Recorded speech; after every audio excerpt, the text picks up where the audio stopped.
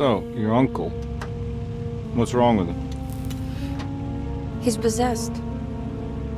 As in the devil? Something like that. He says a dark man is following him, watching him at all times. What do you make of it? It's nonsense, of course, but I'd be lying if I said it didn't bother me. You see, it runs in my family. Possession? No, Detective. Deteriorating melancholy. Practically every member of the Hartwood family is driven mad before they grow old.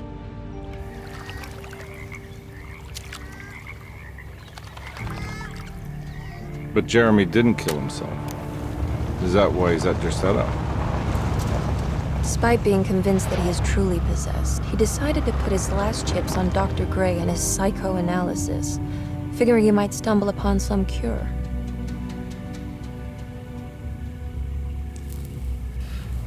You mentioned the letter. I received a disturbing letter from Jeremy accusing the staff and all the other patients of being involved in some cult.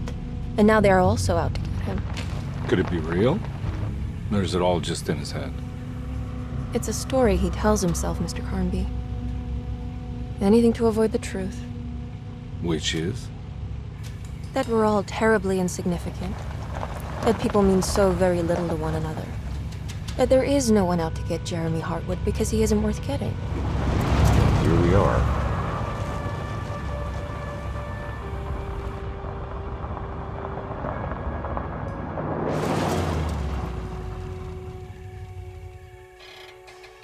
My uncle's not well, Mr. Carnby. I want to make sure he's all right. Then what's my part in this? You couldn't get a cab? I just wouldn't feel safe going alone.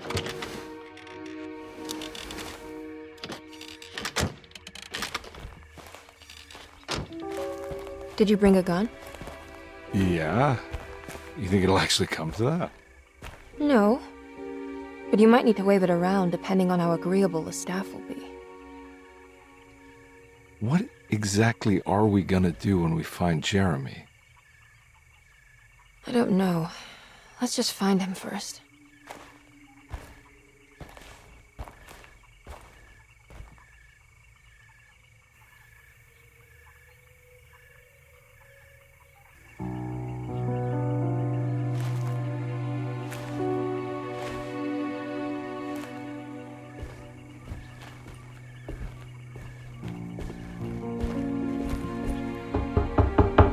Hello? It's so quiet. Where is everyone? This is a big place. Maybe they're on the other side of the house. Stay here. I'll have a look.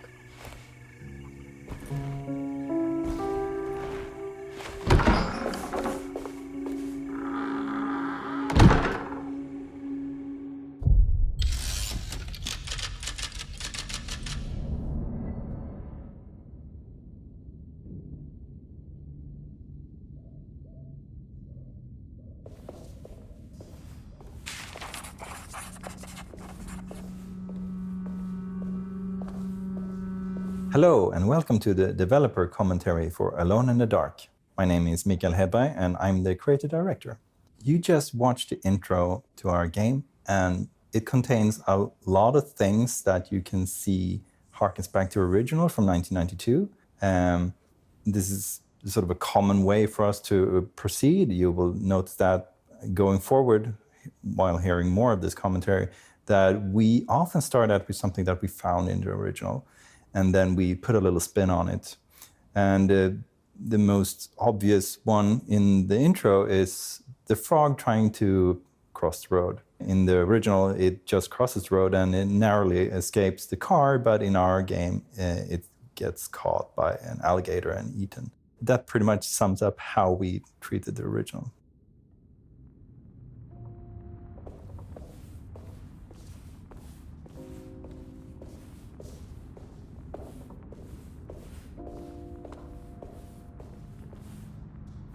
What's this?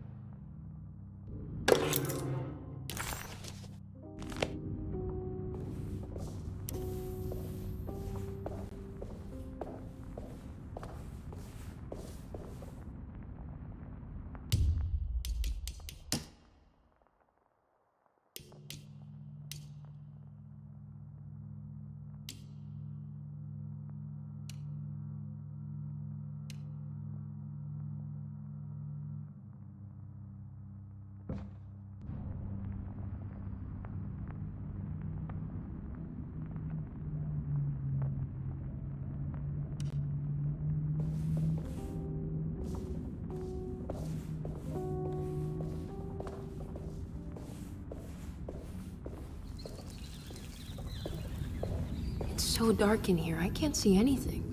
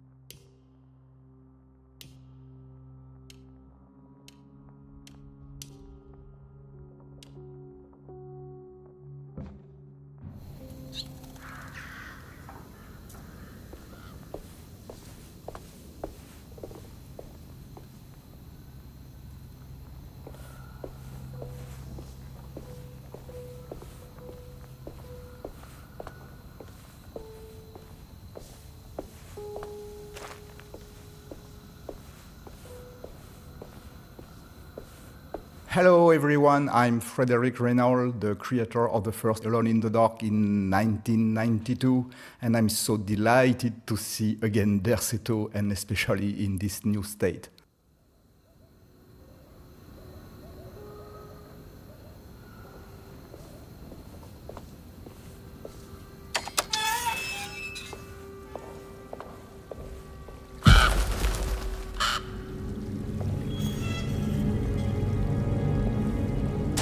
Inside the conservatory, we get our first taste for one of our main themes in the game, which is man versus nature, or human psyche versus nature. It's presented with this kind of on-the-nose metaphor of a giant tree kept inside a metal steel cage, which is this conservatory. You will find more of this theme throughout the game, but nowhere is it ever as on the nose as it is here. This must be older than Derceto. They've built the house around it.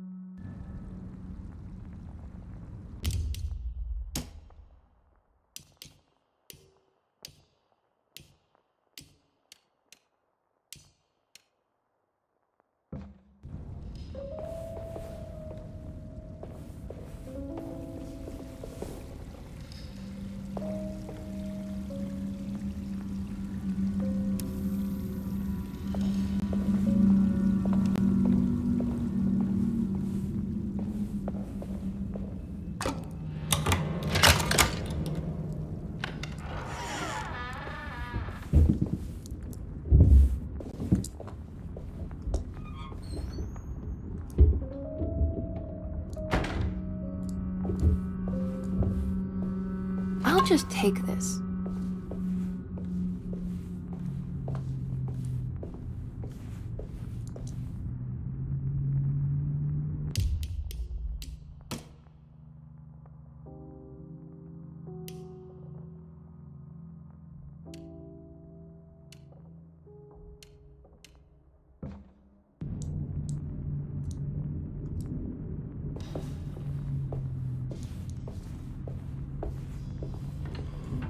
So now we're properly inside Derceto. And since this is the start of the game, we don't have our character set up yet properly. So we don't have anything good or bad. We don't have any suspicion on anyone. So we wanted to play on the idea of it might not be a great idea to just break in somewhere. So both Emily and Edward are supposed to be normal people, and you don't normally go around breaking into places that you're not allowed.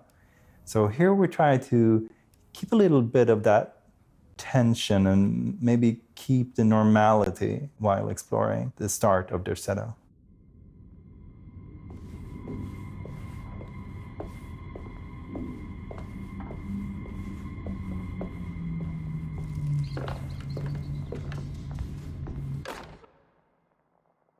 Every day. So in Mag's room, we find her family Bible where she's made a few notes. We find out she has a complex relationship to faith, and it involves Christianity and also some exploration of voodoo, which is, of course, an interesting and colorful piece or theme for New Orleans. So we definitely wanted to include that. Here we find her searching for meaning, but also a way out. She, of course, is working from the background of living through the Depression and the Dust Bowl in the United States. So this is our first taste for other faiths and even the seed for the cult that she will eventually become a part of.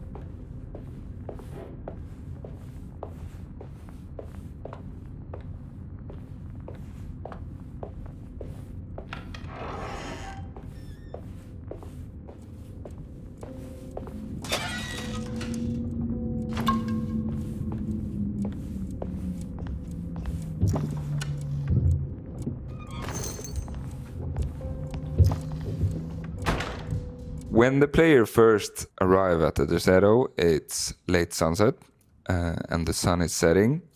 We chose this time of day because we wanted to use thick God rays through almost each window to emphasize the atmosphere, and also what we were after was to really convey the warmth and the sweaty atmosphere from the deep southern.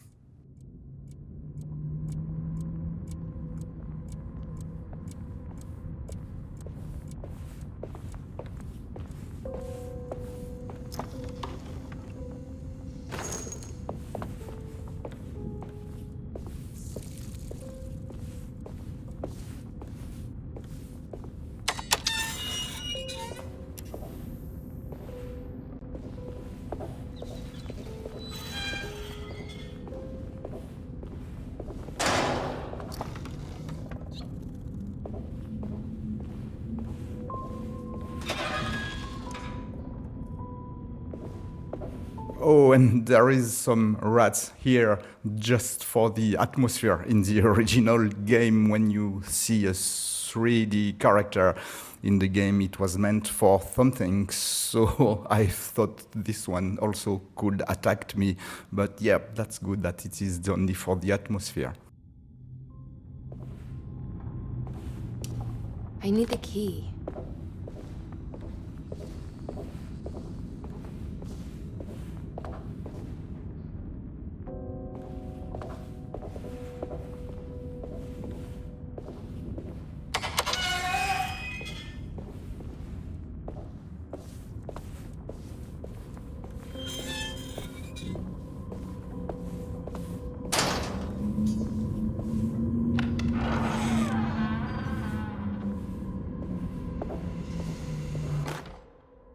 Please do not touch them.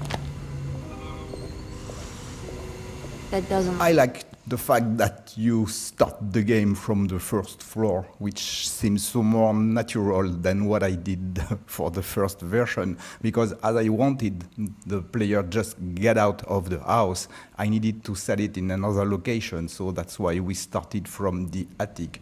But in this version, it sounds so more natural.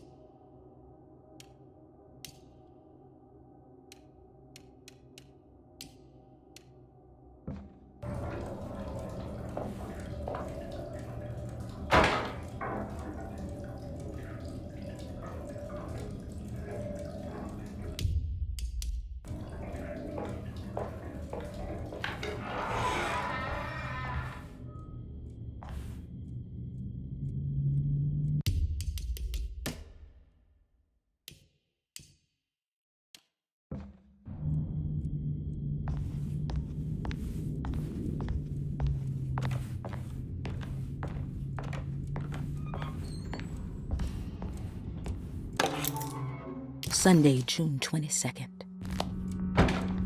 Lottie's room is probably the first room where we properly see how much the design of the room itself tells you about the character. We clearly see that Lottie is a part of the staff. She has her dress up. She doesn't have too many frivolous things. She's quite a serious person. And it also leans in and tells us a little bit about how and who she might be even before we have met her.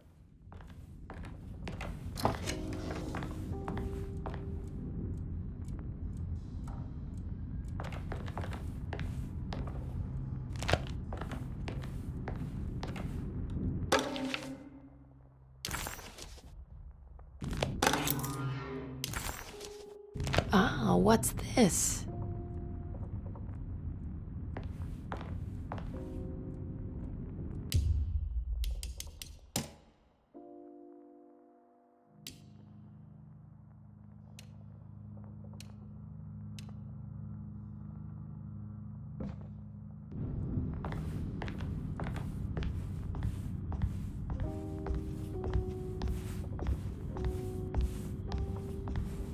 I need the key.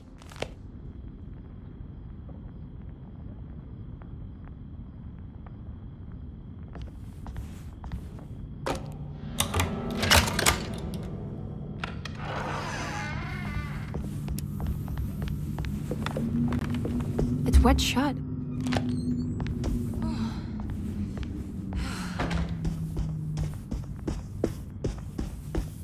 It looks important.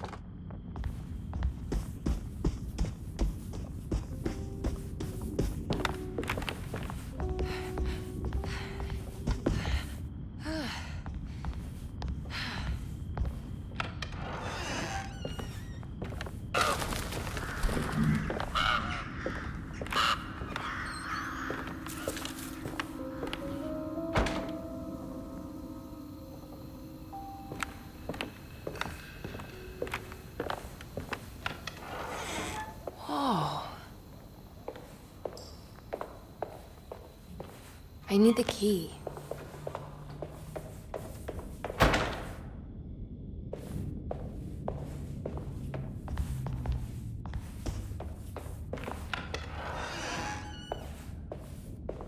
The Great Depression.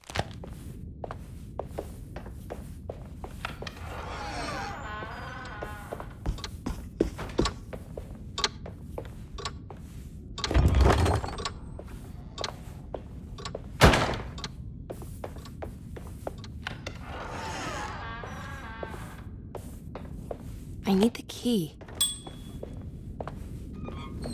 We speculated for a while if we wanted the player to be able to move into the waiting hall already in the first chapter, but we actually went for it for a very specific reason, is that we wanted to show the player more about what kind of place they were in. We had been exploring a few of the staff's room and the corridors and the conservatory, but this is where we actually get into the proper asylum stuff. But in the same way, we want to show that it isn't an asylum with chains or crazy things going on. It's more of a countryside resort almost, where rich people try to recoup.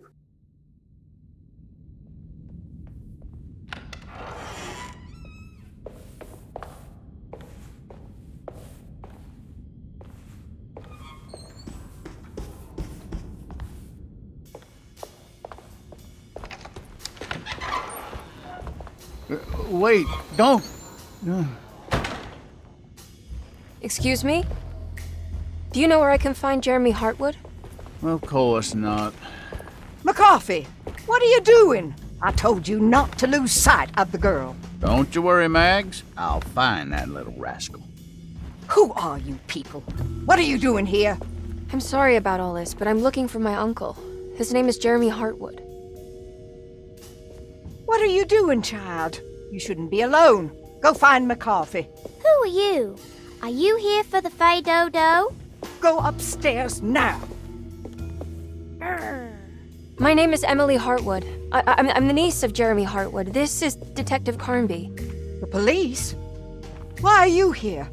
No, I'm a private investigator. Sorry to bother you. My client's worried about her uncle. He's a patient here at Derceto. If you don't mind, could you direct us where to find him? No, I can't. Jeremy has gone missing. If you leave your information, I will make sure to contact you. Wait, he ran away? No, he won't leave the house.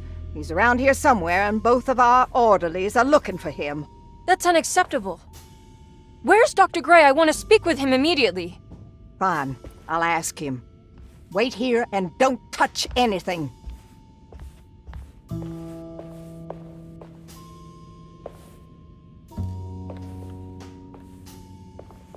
Do you want to see Jeremy's room?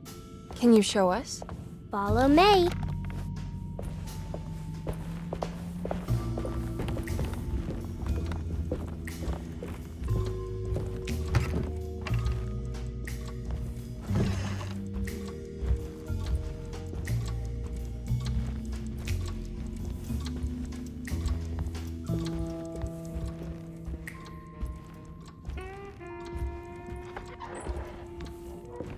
Thank you.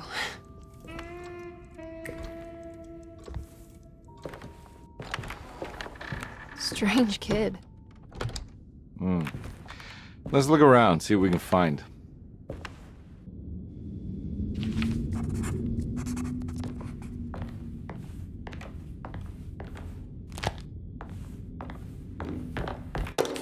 Every night the doc...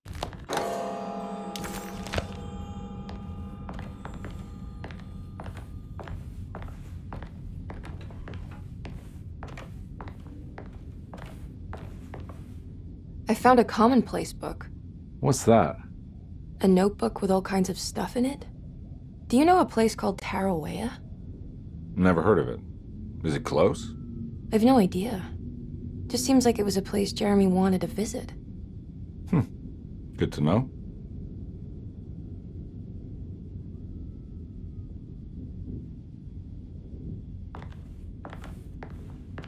Here in Jeremy's room, you can see a lot of paintings and sculptures, which is made by Jeremy himself. Him being a kind of a madman, we tried to picture it through the theme of the room as well, mixing these geometric shapes and general chaos. And also a fun note is also the use of dark ebony throughout the room, which is symbolic for the darkness within and dark man as well.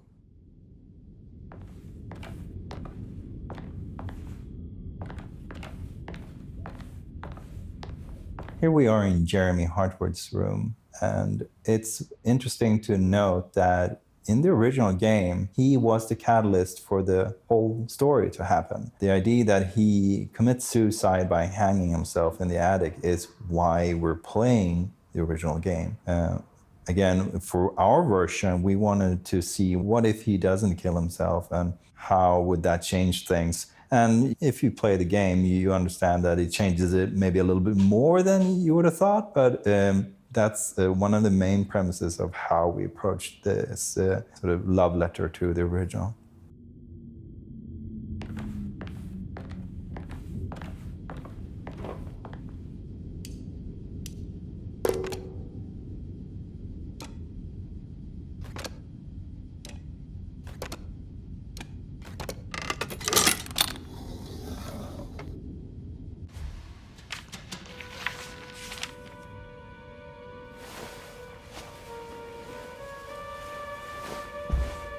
Have you ever seen anything like this? Looks like a talisman. You mean like this one?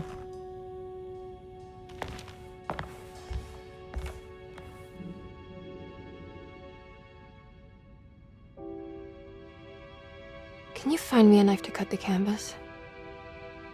I want to take this with me. You want to take the painting? Sure, I'll find one.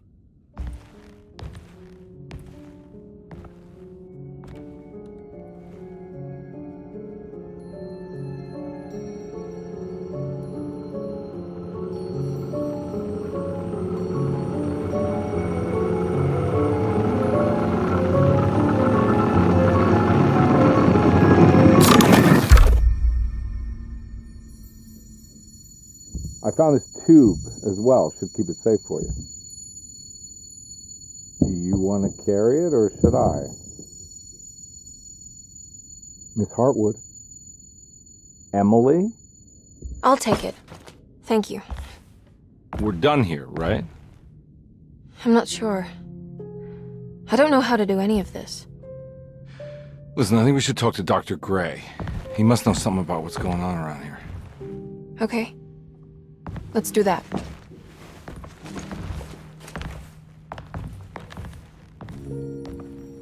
Come on, I don't want to be here all night.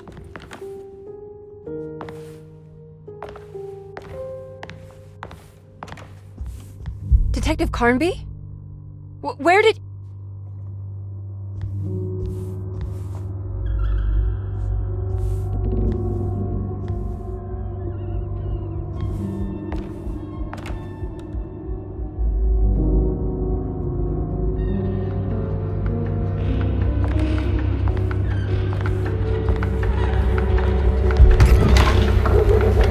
What on earth is happening? What is this place?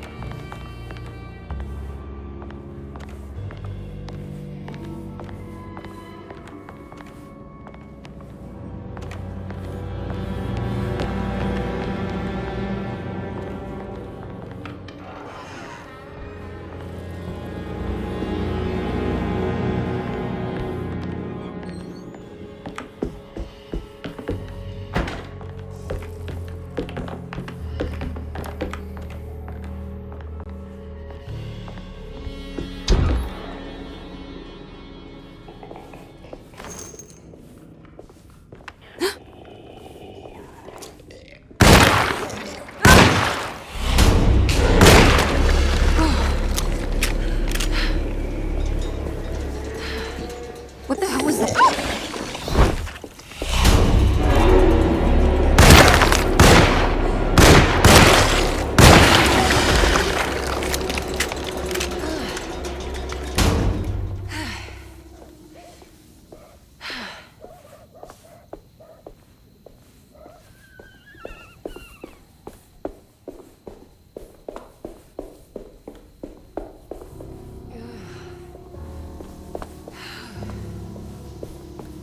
For the French Quarter, we try to incorporate aspects from liminal spaces to get a more creepy feel without it being destroyed or too much worn down, because we wanted to portray some colorful quarters from New Orleans. So yeah, I hope you find it creepy.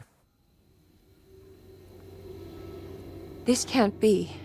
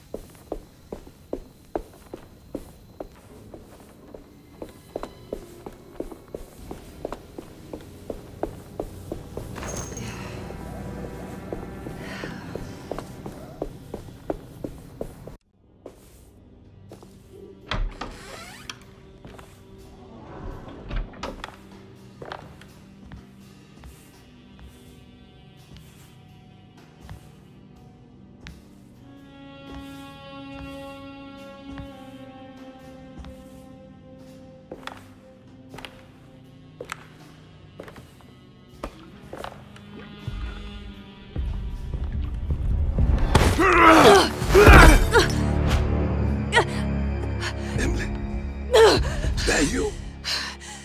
Baptiste? How'd you get here? I was back at Derceto. Looking for my Uncle Jeremy? Jeremy's your uncle. I didn't know. Why would you? You're still working at Derceto? Yeah, both me and Lotta stuck around. We're real orderlies now. You remember my sister Lotta, don't you? What happened, Baptiste? How are we here? You know about the dark man haunting your uncle? I'm familiar with his mental state. I think we all in his head somehow. Cause these streets are real, but they're not like on any map. Nah, this is like when you remember something, but in the wrong way. Do you know how to get back to Derceto?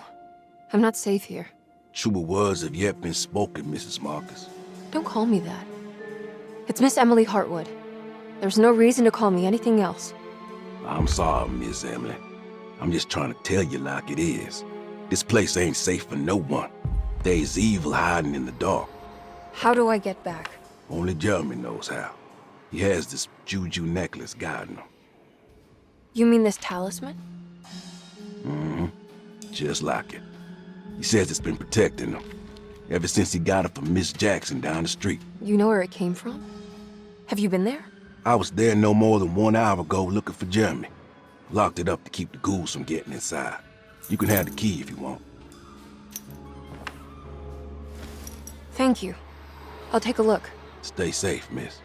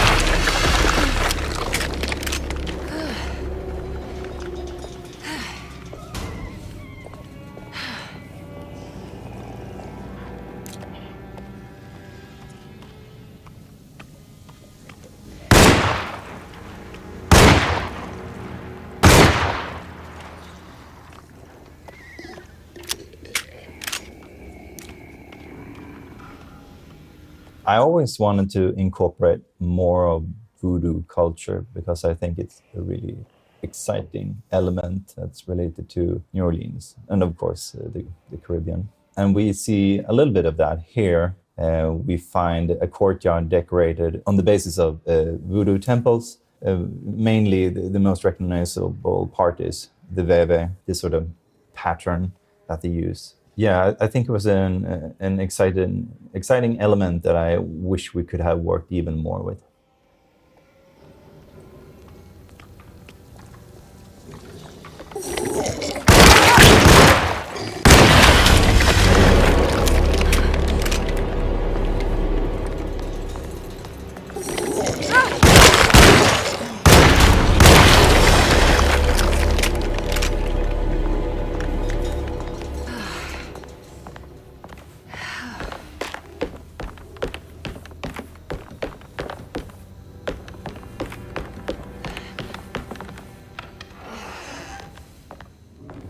This must be Miss Jackson's place. It looks exactly like Jeremy's talisman.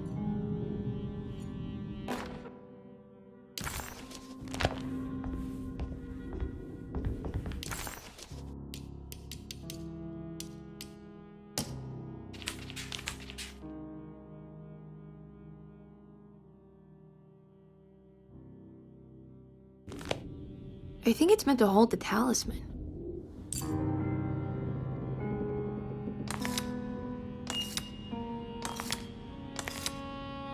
I'm not sure what numbers I should use. Maybe there's something in Jeremy's notes.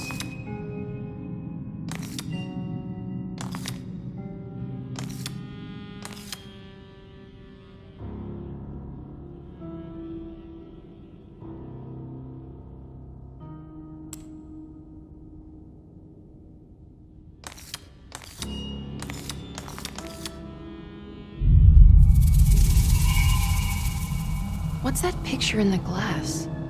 Where is that?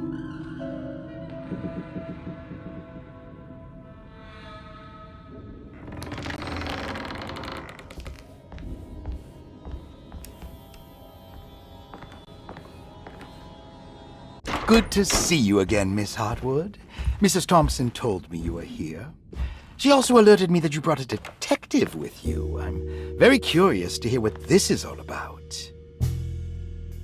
You don't remember me, do you, Miss Hartwood?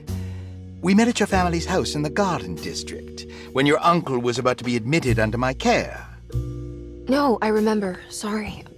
I'm not really feeling well. Oh, well, in that case, have a seat. Let me make you a drink. I don't seem to have made much of an impression on you. On the other hand, I can vividly recall you and your parents. Because of our cheerful disposition, I'm sure.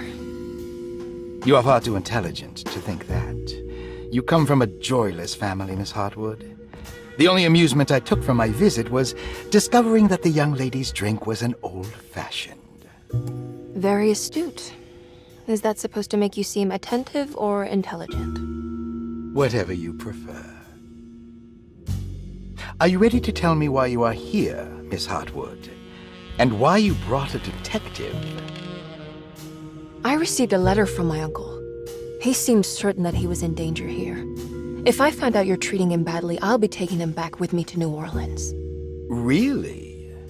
Is he going to live with you in your tiny garçonniere?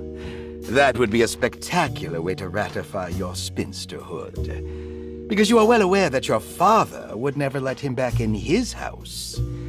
No, I have it. Maybe you can bring him back up north. You've been wanting to move back for quite a few years, haven't you?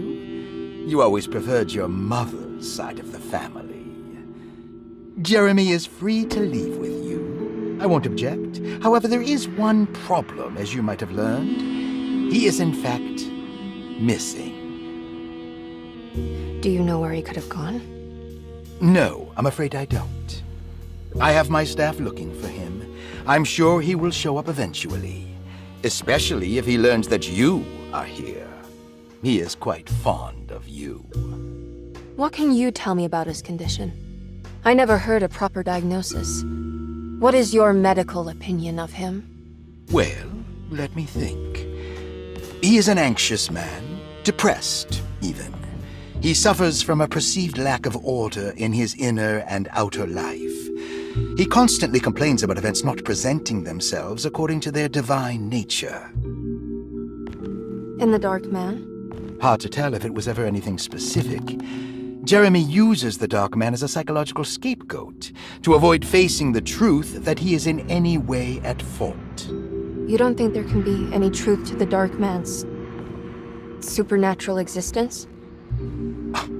Why would you ask that? Can we ever be sure?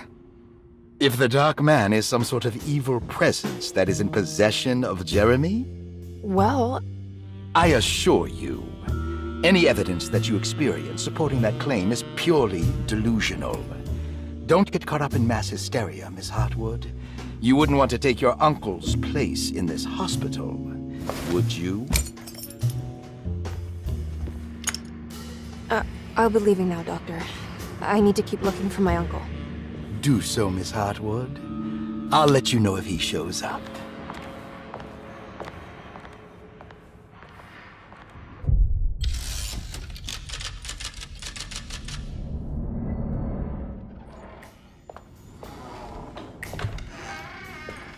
Detective Carnby! God, I'm glad to see you. I was afraid you had left. Me? You're the one who just disappeared. It's hard to explain. I think I blacked out. It was like I went somewhere else. It's okay, miss. You're clearly upset. No, I don't know what's happening. This is a very stressful situation for you, I understand. Ugh, no, you don't understand. Just take a deep breath. Why don't you sit down, smoke some of the Perique? If you want, I could even drive you back to New Orleans. I just want to have a talk with Dr. Gray first. I want to stay. I found a talisman just like the one in the painting. I think I might be able to figure out where Tarawea is, where Jeremy wanted to go. That's great. Just stay out of trouble, okay? Let me handle the investigation. I'm not crazy, Detective. Not yet. Okay, catch you later.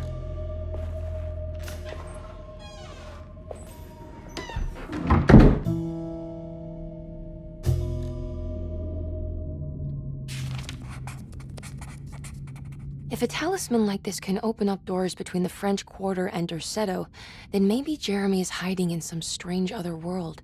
Like Tarawea, the place he mentioned in the book.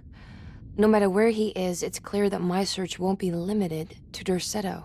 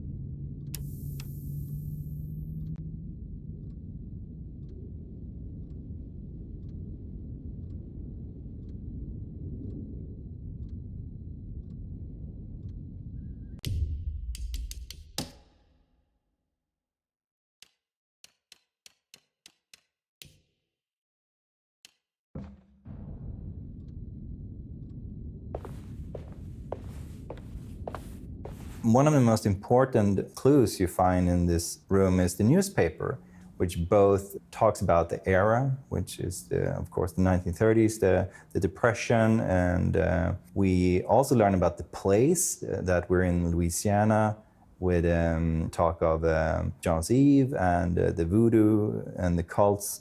We sort of set up that whole notion of that this is something that will come later. But we also present Cassandra Beauregard, which is our narrator and one of the guests here at Derceto.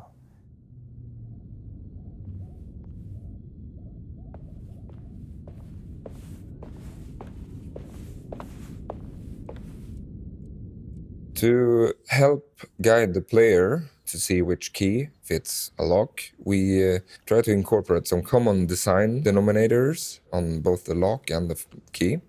And hopefully it makes it easier for the player to see, and at the same time keep it very grounded in the era.